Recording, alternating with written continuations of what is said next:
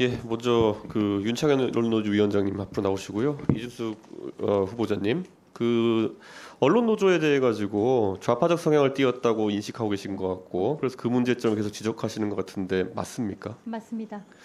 그럼 우리 윤창현 위원장께 물어보겠습니다. 언론 노조의 좌파적 성향을 지적받고 있는데 이에 대해 어떻게 생각하십니까? 동의할 수 없습니다. 그럼 구체적인 사안으로 들어가서 재작년으로 가보면요, 그 윤석열 대통령 벌써 3년 됐군요, 3년 전이군요. 대선 과정 속에서 민주당에서 언론중재법을 통과시키려고 했을 때 그것에 대해서 언론 노조에서 굉장히 단합된 형태로 같이 거기에 맞서 싸웠던 것을 기억합니다. 언론중재법에 맞서 싸운다는 것이 민주당의 정책에 맞서 싸우는 것인데, 그럼 이진수 후보자께서는 좌파의 균열입니까? 그렇게 보면? 제가 그 주장을 했던 것은 예. 언론 노조가 민노총을 상급 기관으로 두었기 때문에 그런 말씀을 드렸고, 민노총 강령에는 노동자의 정치 세력화를 공공연하게 주장을 하고 있습니다. 밝히고 있습니다. 예, 무슨 말씀하셨습니까? 만약에 예. 언론 노조가 민노총으로부터 아무런 영향을 받지 않는다면 왜 상급 기관을 민노총으로 두는지 저는 예, 오전에 이해가 하셨던 되지 말씀이었어요. 않습니다. 윤창현 위원장님, 그러면 실제로 민노총에 있어서 그런 지배를 받는 관계이거나 아니면 강령을 따르는 관계 있습니까?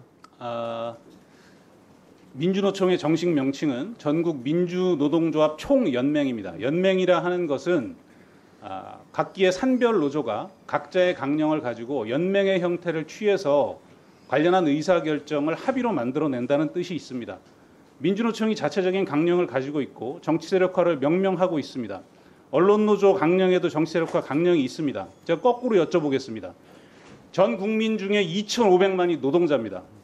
그러면 소위 이 정치행위를 하는 의회 구성에 있어서 판검사님들, 재벌급 대기업의 임원님들이 의회 구성을 독점해야 합니까? 이 극심한 양극화 속에서 허동이고 있는 노동자를 대변하는 목소리를 키워야겠다는 주장이 노동자의 입장에서는 하등 문제될 것이 없는 것이고요. 정치 세력화라는 게 반드시 특정 정당을 지지하거나 하는 문제를 지목하는 것이 아닙니다.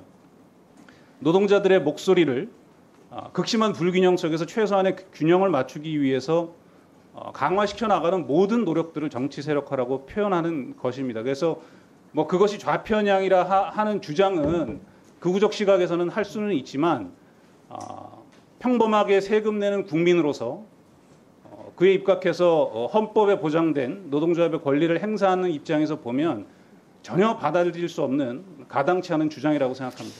예, 위원님 조금 같이 몰아서 답변해 주시죠. 제가 오전 중에 질의를 했을 때 위원장 후보자께서는 언론 노조가 사실상 방송국의 인사권을 침해하기 위해 가지고 어떤 측면에서 임명 동의제를 악용하고 있다는 취지로 말씀하셨습니다. 거기에 대해서 어떻게 생각하십니까, 위원장님? 방송법은 방송법 자체가 특별법입니다. 잘 아시겠지만 방송법상에 보면 대주주라 하더라도 지상파 방송의 경우에 지분 제한 규정이 있습니다. 이건 엄연히 상법의 범위를 초과한 내용입니다.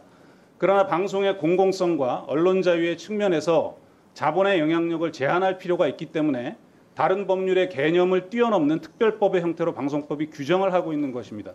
똑같은 연장선에서 공영방송에 대해서 또 민영방송이라 할지라도 대주주나 국가 권력에 의한 인사권의 독점이 갖고 오는 보도의 공정성 침해를 막기 위해서 저희가 최소한의 견제 수단으로서 임명동의제라는 것을 단체 협약의 형태로 채택하고 있는 것뿐입니다.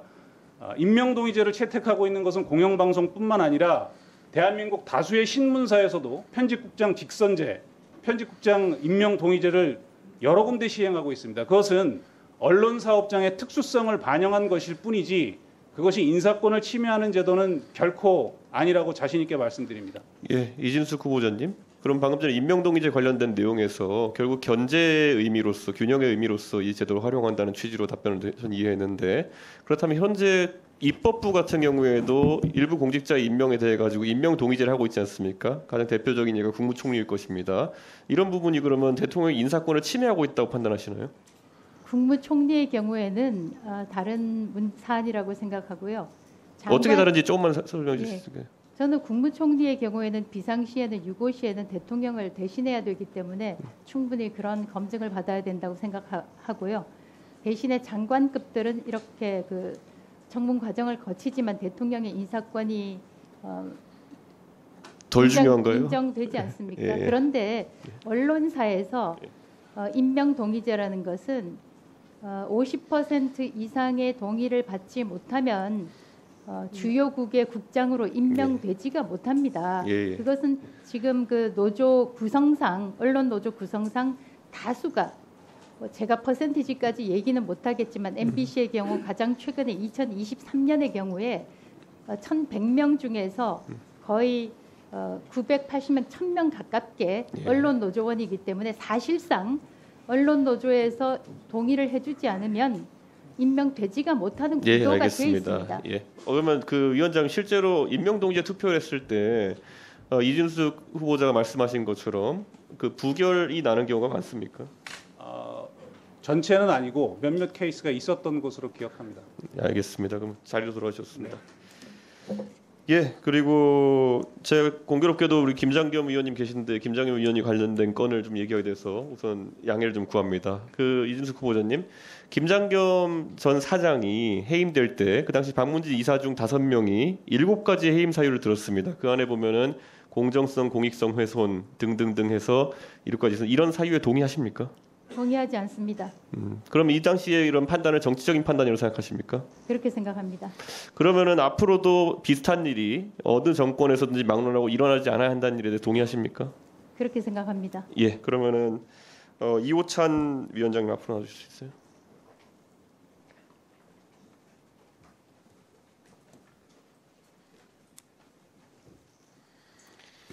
예, 이 이야기는 두 분의 MBC 노조 위원장들께 공의 드릴 질문인데요. 현재 MBC의 경영 실태에 대해 가지고 아무래도 우리가 공영방송 사장이 해임되거나 이런 상황 속에서 그런 분의 지적이 많았기 때문에 MBC의 현재 안영준 사장체에 대해서의 공정성 문제가 있다고 생각하십니까? 없다고 생각합니다. 그러면 경영상에 있어서 MBC는 현재 어떤 상태에 있습니까? 아마 KBS나 SBS 다른 지상파 방송에 비해서 경영 상태가 상당히 좋은 상태고 아마 상반기에도 한 150, 뭐 정확한 수치는 아니지만 한 150, 60억의 흑자를 기록하고 있는 것으로 알고 있습니다. 그러면은 그 당시 김장겸 사장의 해임 당시에는 경영 상황과 공정성 문제가 어떠했습니까? 김장겸 사장 시절터가 아니라 저희 앉아 계신 김재철 사장, 안광한 사장, 김장겸 사장까지 해서 이명박 박근혜 정권에서 MBC의 공정성 철저히 무너졌고 MBC를 청와대 방송으로 전락시켰고 모든 수치, MBC에 대한 신뢰도, 시청률 포함해서 모든 수치가 상당히 떨어졌을 것이고 지금의 MBC를 비교해 보면 모든 조사에서 MBC의 공정성, MBC의 신뢰도가 상당히 높은 상황입니다. 이런 상황에서 지금의 현 사장의 해임 사유는 존재하지 않는다라고 생각합니다. 예, 감사합니다. 오정환 위원장님 앞으로 와주십시오.